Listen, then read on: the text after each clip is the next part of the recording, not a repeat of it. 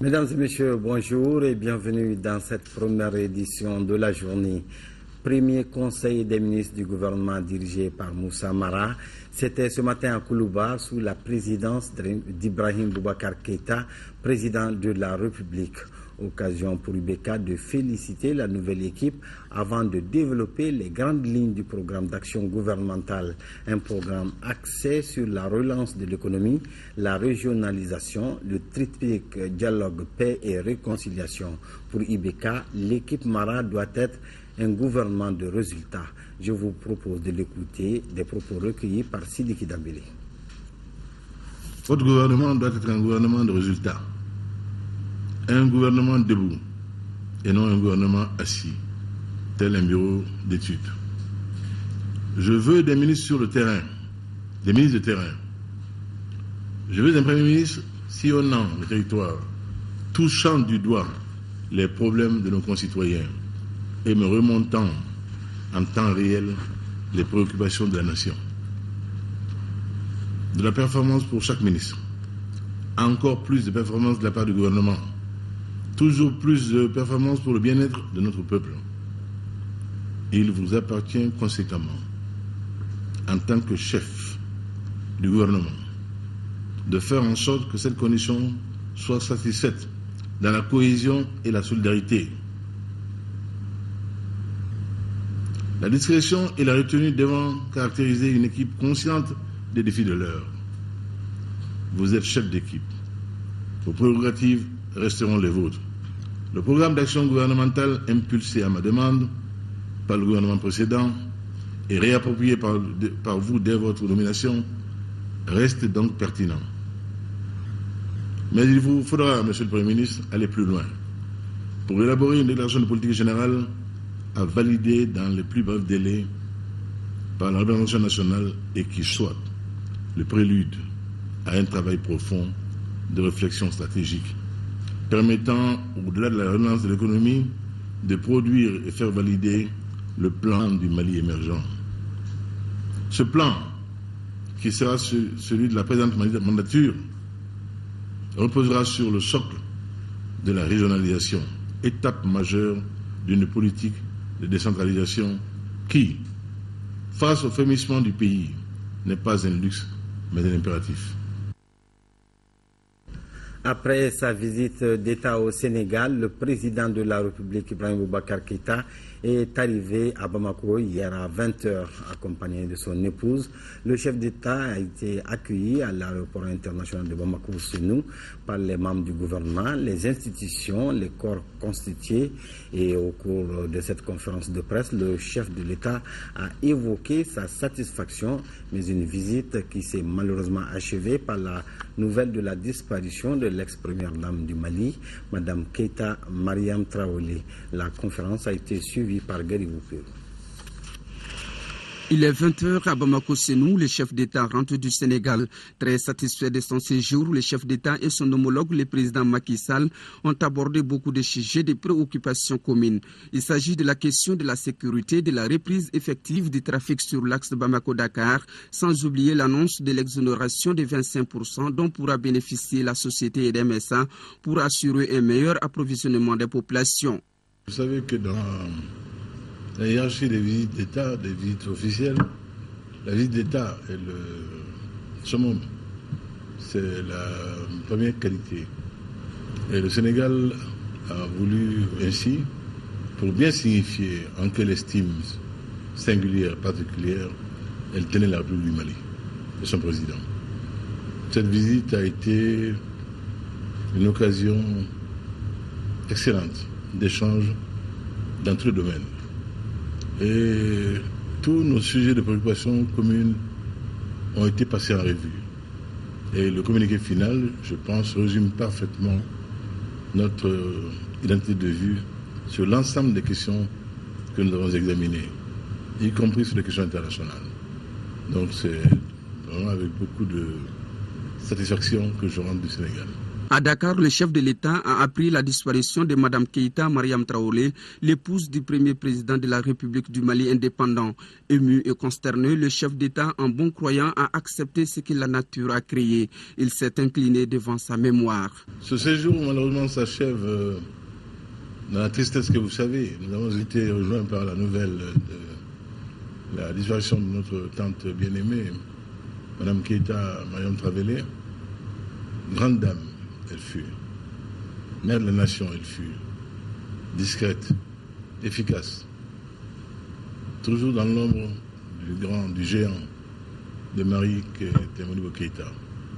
Elle a mérité de la patrie et c'est avec beaucoup de déférence que je m'incline devant sa mémoire. La nation malienne lui doit reconnaissance méritée pour ce qu'elle a été. Elle était l'incarnation parfaite de cet adage qui veut que derrière tout grand homme, une grande dame. Elle le fut. Tanti dort en paix.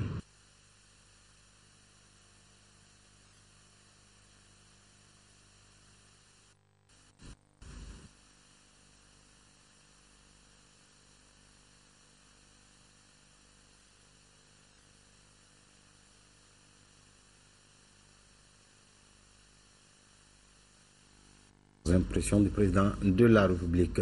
Toujours au Sénégal, le président de la République s'est adressé aux parlementaires sénégalais. Occasion pour lui de magnifier la coopération historique entre nos deux peuples. Moment de convivialité également pour Ibrahim Boubacar Keïta, qui en a profité pour saluer le modèle démocratique sénégalais. Ndeye Sissoko, compte rendu. S'il y a un rendez-vous qui était très attendu pendant ce voyage présidentiel, c'est bien l'adresse du président de la République à l'Assemblée nationale du Sénégal. Les députés présents ont prêté une attention toute particulière à l'invité du jour, un moment exceptionnel, comme le dira le président de l'institution, Moustapha Niasse. Vous avez été tour à tour ambassadeur, ministre, premier ministre, président de l'Assemblée nationale comme moi aujourd'hui. Et pour cette raison-là, les secrets que renferme la complexité de l'État et les relations internationales dans leur diversité vous sont familiers.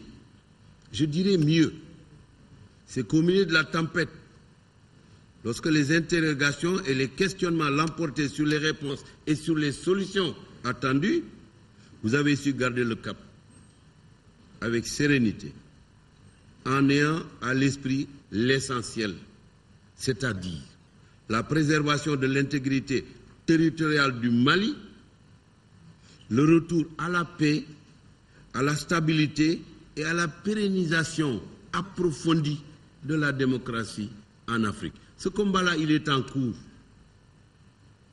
Le Sénégal, par une décision du chef de l'État, son Excellence M. le Président Macky Sall, a envoyé des soldats au Mali. Le contingent va d'ailleurs être accru. À l'image d'autres pays amis, membres de la CEDEAO, plus le Tchad et la France, dans le cadre de l'opération Serval. Cette fraternité d'armes dans l'épreuve est le prolongement d'une longue coexistence tissée par l'histoire, la culture et la géographie. Le président de la République n'a pas manqué de rappeler toute la fierté qu'il éprouve en venant s'exprimer devant l'auguste assemblée.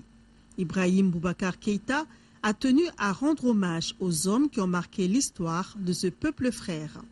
Fierté et honneur, parce que je suis l'hôte d'un grand peuple, grand dans chacune de ses filles, grand dans chacun de ses fils, et grand par les hommes et les femmes d'exception qu'il a donnés au monde. Je dis Léopold Sédar Senghor, le père de la négritude. Je dis Cheikh Anta Diop, le pionnier lumineux, audacieux de l'égyptologie, le savant qui a établi la vérité historique de manière irréfutable contre la pensée dominante de l'époque et contre le courant hegélien pour lequel l'Africain n'a pas d'histoire, est en dehors de l'histoire. Mais je dis aussi tous ces fiers écrivains qui ont marqué les jeunesses scolaires de mon pays et d'ailleurs. Django donc pour Birago Diop, Django pour Abdoulaye Sadji, Django pour Ousmane Sosé Diop, Django pour Charami Khan et ses angoisses face à l'Afrique, sommés dans cette profonde aventure ambiguë, comme il le dit, de porter le bleu de chauffe en mettant son âme en lieu sûr. Je pourrais continuer l'exaltation, car les mérites du Sénégal sont multiples. Et le président Ibeka de remercier une fois de plus l'engagement du peuple sénégalais aux côtés du Mali au moment où il en avait le plus besoin. Je suis fier et honoré de vous apporter ici les salutations du peuple malien, qui vous est reconnaissant ô combien, à votre président Macky Sall, à votre gouvernement, à vous les parlementaires et au peuple frère du Sénégal. Le peuple malien vous est reconnaissant d'avoir été à ses côtés dès le début, quand il a eu besoin de vous, au cours de la crise qu'il a subie de 2012 à 2013. Les djambars, vos valeureux soldats, sont chez nous, chez eux, côté de l'armée malienne et les autres soldats de la communauté internationale. Ils bravent le soleil, ils bravent les vents, ils bravent la soif et la faim. Ils veillent nuit et jour sur le peuple malien et l'intégrité du territoire du Mali. C'était aussi l'occasion pour Ibrahim Boubacar Keïta de clarifier sa position par rapport aux négociations avec les groupes armés. Je répète ici solennellement qu'Ibrahim Boubacar Keïta n'est pas contre la négociation avec les groupes de la rébellion, encore moins, comme le stipule l'accord préliminaire de Ouagadougou, en son article 21, toutes les communautés du nord du Mali, car le gouvernement, le Parlement du Mali n'aspire qu'à la paix. Et nous aussi. Mais gardons-nous qu'on nous trimballe. Gardons-nous des duplicités. On ne peut vouloir la paix et se rendre à Moscou. Demander que la Russie vous procure des armes, forme vos combattants. En retour, vous vous ferez fort, une fois l'autonomie obtenue ou, encore mieux, l'indépendance, vous ferez en sorte que cette Russie ait une sorte d'exclusivité sur l'exploitation des ressources de la dite région libérée ou rendue autonome. Où est la duplicité? Pas du côté d'Ibrahim Boubacar Keïta, mais du côté du MNLA qui a fait cette démarche. Il est temps que la communauté internationale sache ce qu'elle veut. En tout cas, nous savons ce que nous voulons au Mali. J'ai fait serment de défendre la souveraineté de ce pays et son intégrité territoriale, et je le ferai, Inch'Allah. Je dis que les Nations Unies ont comme base absolue la souveraineté des États, non négociable. Le Mali est un État souverain, membre des Nations Unies. Comme tel, il doit bénéficier de tout ce que la communauté internationale a tiré comme leçon des erreurs passées et faire en sorte que son intégrité territoriale ne puisse jamais être mise en cause. Voilà qui est clair et net. Et comme l'a précisé le président de l'Assemblée nationale du Sénégal, chaque Malien devra y mettre du sien pour amener définitivement la paix au Mali. Et pour cela, chacun peut compter sur le peuple sénégalais. Le Sénégal accordera des exonérations à l'énergie du Mali, et cela pour renforcer les capacités de distribution de l'électricité aux Maliens.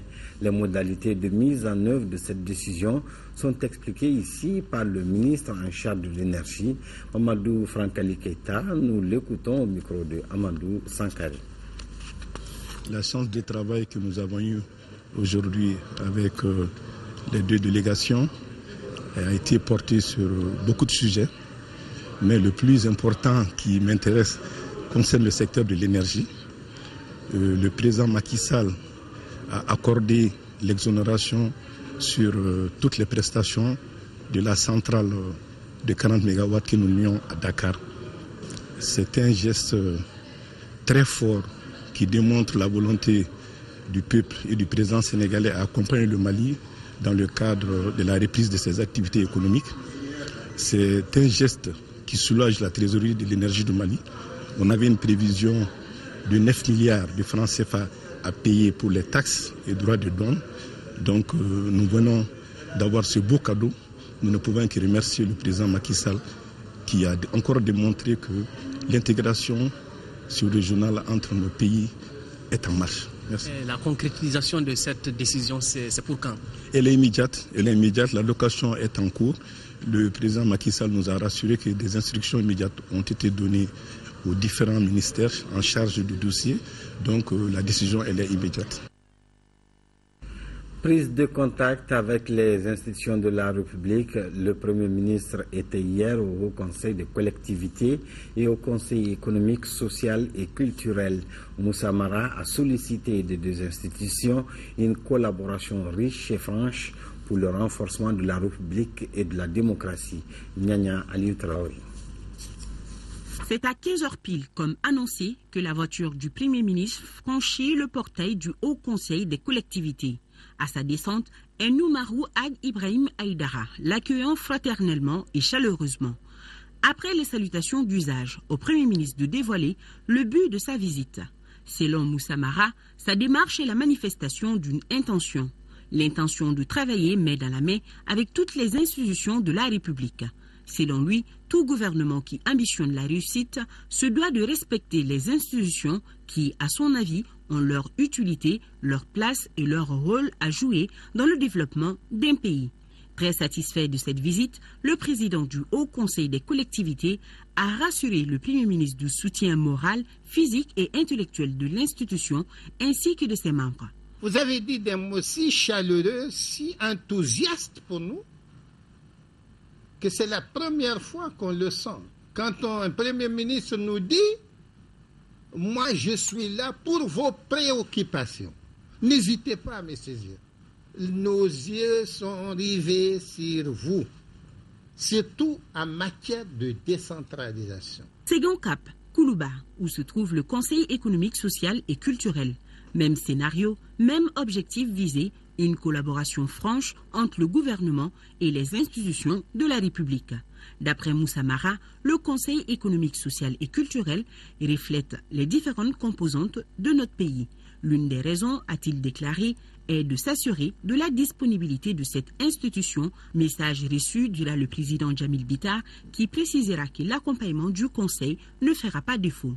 Rassurez-vous de toute notre disponibilité à vous accompagner et à apporter en tout cas les éclairages nécessaires du Conseil économique, social et culturel afin que vous puissiez mener à bien votre mission. Le Haut Conseil des collectivités et le Conseil économique, social et culturel font partie des 8 institutions de la République du Mali. Activité au nord et à Bamako fusionnée au lendemain du lancement de roquettes sur la ville de Gao. Le ministre de la Défense et des anciens combattants rassure les populations sur la situation sécuritaire dans le nord de notre pays. Après ces tirs de roquettes et la découverte de caches d'armes, le ministre invite les populations à une franche collaboration avec les forces de défense. Ces propos ont été recueillis par notre reporter Mamari Koni. Il y a des actions sporadiques de quelques éléments isolés des groupes qui ont été défaits.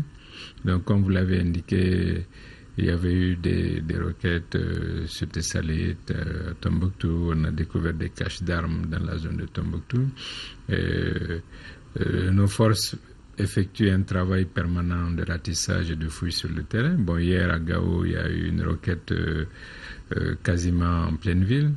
À la suite de cette roquette, les équipes qui ont été déployées sur le terrain, nos équipes plus celles de l'aménagement et de Serval, ont pu découvrir le pas de tir un peu dans la zone habituelle de Batal, c'est-à-dire dans la périphérie de Gao, où on a découvert le pas de tir et puis qui utilise la même technologie, c'est-à-dire qui s'appuie sur des qui utilisent les téléphones. Et puis à la suite de cela, comme toujours, les renseignements recueillis ont permis d'interpeller des suspects.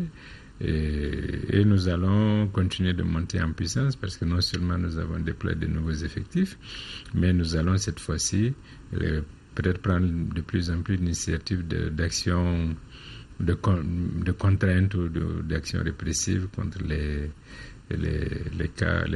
cas identifiés comme des cas suspects.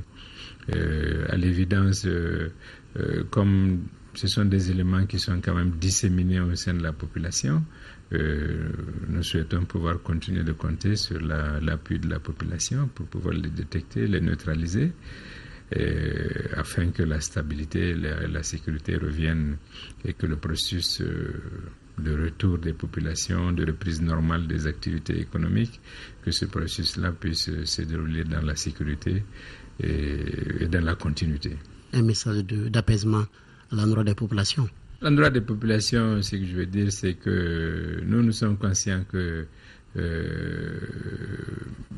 nous n'aurons pas de situation avec zéro risque. Mais nous continuons de nous déployer, de prendre les dispositions. Il y a bien sûr tout ce qu'on fait, qu'on ne dit pas toujours, ce qui permet souvent à ce qui est fait, à ce qui n'est pas fait, de prendre un peu plus d'importance, mais nous faisons beaucoup de choses.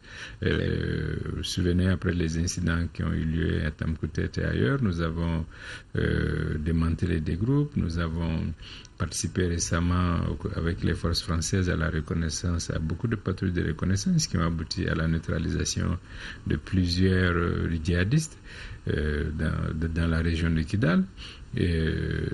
Nous avions il y a quelques semaines découvert une vingtaine de tubes qui servaient à lancer des roquettes sur les différentes localités.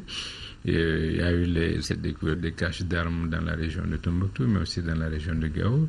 Donc c'est un travail permanent, de fouille permanente qui va continuer, et nous allons devoir monter en puissance parce que, comme je l'ai dit, nous devons aussi faire en sorte que ceux qui veulent perturber le processus de retour à la stabilité et à la sécurité, qu'on puisse les neutraliser. Et par rapport à l'incident de Gao, je pense que aujourd'hui nous sommes assez bien documentés sur les suspects.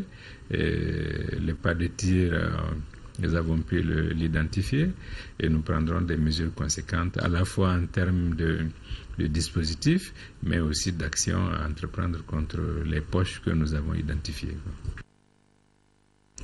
La santé, première source d'économie et de croissance, et cette bonne nouvelle pour notre pays. Le Mali ne connaît pas de cas de maladie de fièvre hémorragique à virus Ebola. Les examens de 10 échantillons prélevés sur des malades suspects se sont avérés négatifs. Et c'est ce qu'a annoncé hier matin le ministre de la Santé et de l'Hygiène publique, Ousmane Koné, qui a tenu un point de presse à la cité ministérielle pour rassurer les populations. Un reportage de Daouda Sidiki Diarra. D'aujourd'hui, le Mali ne connaît ni cas suspect, ni cas confirmé de fièvre hémorragique Ebola. Avec l'annonce de ces résultats, c'est tout le peuple malien qui se voit soulagé après tant de spéculations autour de la maladie de fièvre hémorragique à virus Ebola. Dès l'apparition de cette maladie en Afrique de l'Ouest, le gouvernement du Mali a fait des communications sur 3 cas suspects.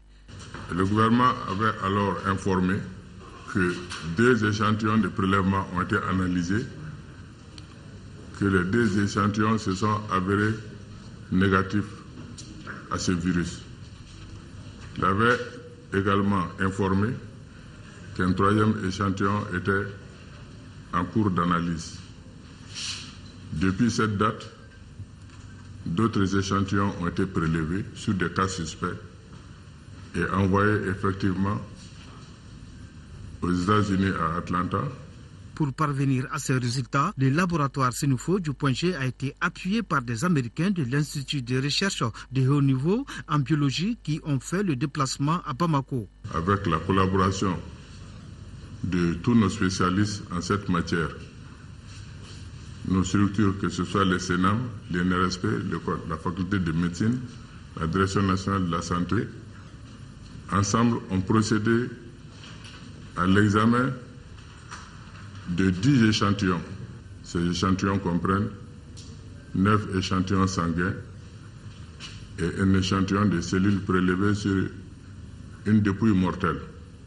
Une technique très robuste qui a permis à nos agents sanitaires d'améliorer leurs connaissances en la matière. Pour travailler avec ce type de virus, il faut un niveau de sécurité, disons niveau 4. Mais les installations de niveau 3 que nous avons ont été adaptées à ce que nous pouvions manipuler ce virus dans de bonnes conditions de biosécurité. C'est avec ce niveau 3 de confinement qu'on a pu avoir cette technique. D'abord inactiver le virus et ensuite travailler avec le virus. Donc on l'inactive pour que le virus ne soit plus dangereux. Et ensuite on interroge son génome pour voir est-ce que le virus il est dans le tissu ou bien dans le sang du sujet. Au bout de 4 heures, on pourra dire que la personne a Ebola ou pas. Même si tous les cas suspects se sont avérés négatifs, la vigilance doit être de mise afin de baisser le niveau de stress. C'est là en cherchant toujours les cas suspects et en informant les agents de santé.